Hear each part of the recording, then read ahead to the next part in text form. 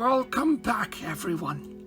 Today we are going to focus on this marvelous species, the field cricket. Wait, no, we're not doing frogs today. Okay, good, yes. This splendid insect is wandering the moss-covered branches in search for debris, a fresh root perhaps, in which she could insert her ovipositor and lay eggs. Look at what we have here now. A mossy frog takes a look at... Oh God, no, that's a cricket. I'm narrating them, please, no. Oh, bollocks.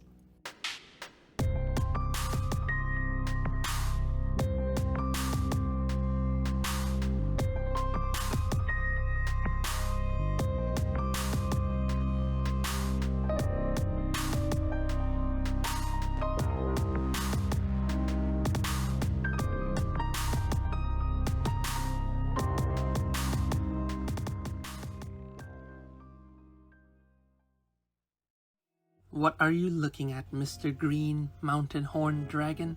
Better known by their scientific name, Acanthosora lepidogaster. These brilliantly colored males are one of the reasons the agametes of Thailand are some of the prettiest lizards on the planet. Hoping to film some wild ones on my next encounter in the jungles. What an inquisitive looking lizard. A perfectly designed body to blend in with his natural surroundings. Designed for sneakily avoiding predators while sneaking up on prey.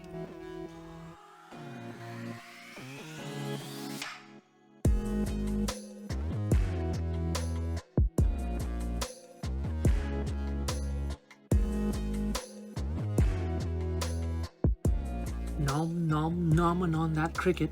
He's eating calcium-dusted crickets and is being cohabitated with a few frogs in this extra-large Exoterra. Since he's such a small species of lizard, he fits in perfectly as the one taking all the attention during the day. But as the lights go off, we get a different type of company. The bonks from tree frogs at night, and their mating calls. Delightful.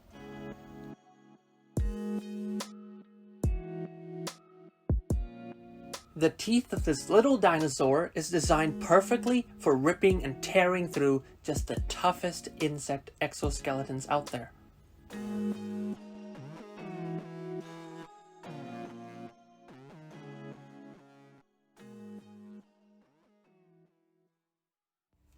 Here we will examine the, oh, he doesn't want to be in the video. No worries, we'll film the female. These Arabian horned vipers are definitely one of the most impressive snakes on the planet. Those horns you see are in fact modified scales, not made out of any bone whatsoever. Their uses are still pretty unstudied. Apart from the camouflage it brings and being designed in a way that when the rain finally hits those harsh desert landscapes, that the droplets will fall against the horn and the stream of water will lead down into the snake's mouth, making sure they get enough water to last them until whenever the rain hits next. It could be a while. Well, look who wants to be in the video now. Well, it's too late. You've had your chance, buddy. Scram. Beat it. Go. Keeping them isn't tricky unless the enclosure gets too humid. These snakes are so sensitive to fluctuations that they will get sick and die extremely fast. They are carrying potent hemotoxins which aid in taking down and digesting prey, which includes rodents and lizards who wander the desert. There is no antivenom yet, and their bites can be lethal, so be careful with these species. Not that you have a high chance of encountering them. Sometimes these snakes will have a sluggish tug movement, and at times you'll see them almost skipping across the landscape by sidewinding. They do this by lifting parts of their body up so very little touches the hot ground. It's how they don't fry up in this harsh environment. I mean Africa's harsh environment, not this tank. The scales are rough and jagged. When threatened, they can rub the scales together to produce a loud sawing type of sound, to ward off predators. Have a glance at this, my wonderful male Phuket Pit Viper. Oh hey, it isn't pronounced fuck it. Now he's drinking droplets of water off this leaf and many others. This is natural behavior for these arboreal vipers. They're rarely going to come down from the canopy and risk their lives on the forest floor. So, how does this tree-dwelling snake find water, you ask? They wait for rainfall. Being from the montane forests of Phuket Island, it is almost always raining where they are, and if it's not, well, the humidity will still be soaring. This species lives in only one place on Earth, Phuket, Thailand. These hemotoxic vipers traverse through the canopy in search of lizard, avian, or rodent prey. Mine gets a frozen-thawed fuzzy mouse every week or two. Their fangs are huge, same with their teeth. Since they're hunting birds and bats which are flying about in the wild, they adapt it as much as they can to better hunt in their suitable environment.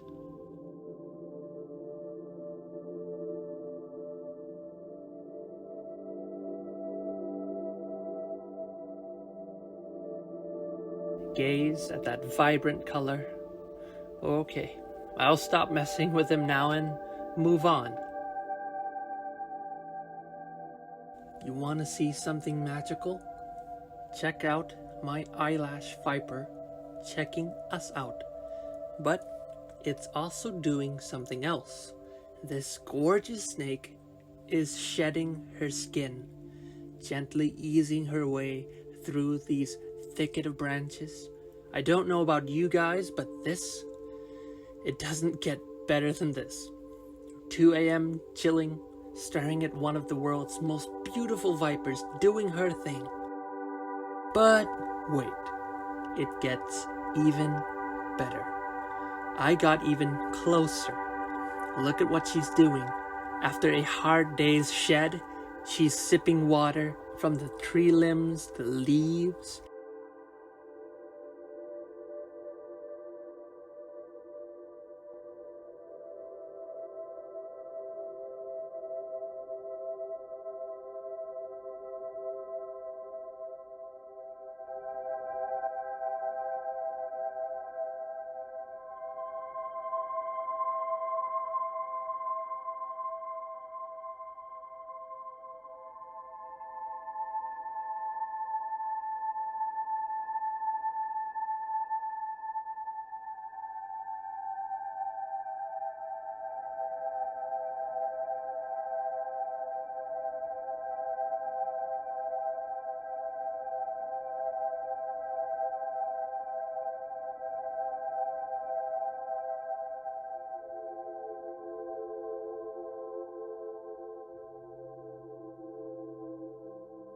And now she's checking out the camera.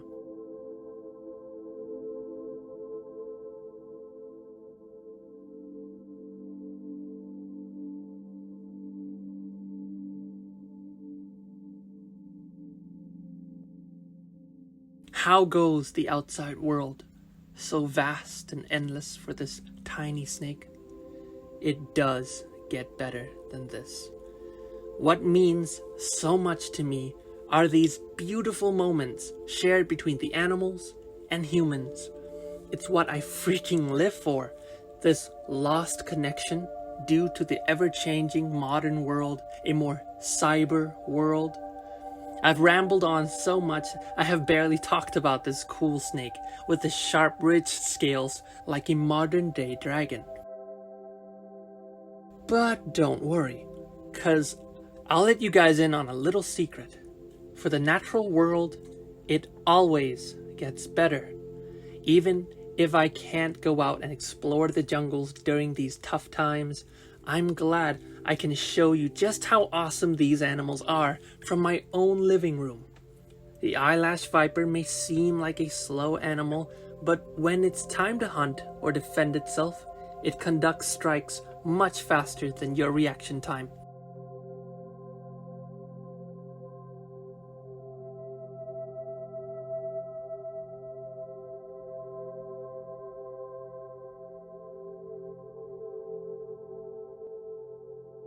Did you notice that? She's actually shedding more than just her skin today. Have a closer look at her fangs. I counted 3. Is this natural, you ask? Yes, she is about to shed her fang, which has worn out over a few months. The next fang grows in its place, just like how a shark would grow a tooth to replace one another that has fallen off.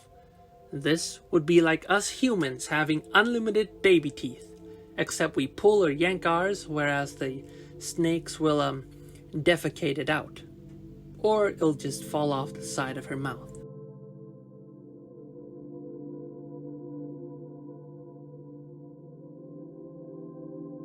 Does it get better than this? Of course!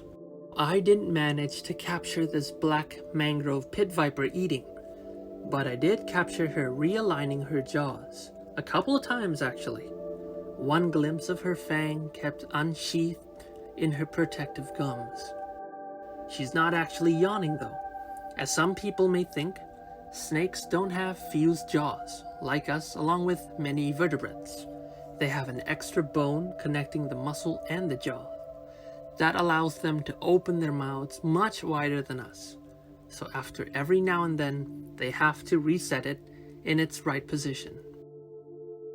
I'm gonna end this video here.